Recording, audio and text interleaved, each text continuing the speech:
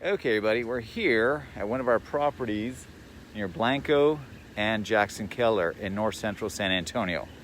We had a squatter in this property, and so we went through the process of trying to evict a person who we thought was in the property. So the first thing you have to do is you have to put a 3-day notice by certified mail.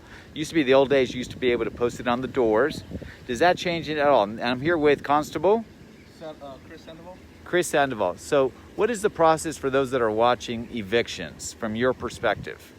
So those watching this at this time, they do get a 3-day notice, but also a written notice can be issued to them. The priority by mail means it's a certified letter, means that they did get it. Right. Whether they refused it or not, that's just the process. Once the court date comes through, the judge makes a judgment whether you're in possession of the home, they'll give you possession, and they have 7 days either to appeal the judge's decision. Once the judge's decision has been appealed or it hasn't been appealed, you'll be issued the writ of possession, meaning you can come in and evict anyone from the house that's here at the property.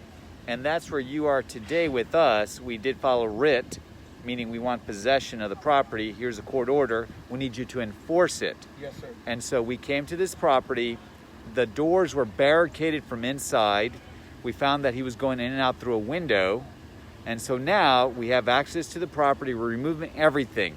What happens to all this stuff that's in the yard right now? Whose responsibility is it? So the person that's usually on the lease is responsible for this, all the property that's being put out on the curbside. So they have 24 hours to come get that property. Once 24 hours has expired, the homeowner that's in charge of the home can have all the property removed. Fantastic. Listen, a lot of people are watching this. They're worried about, their safety.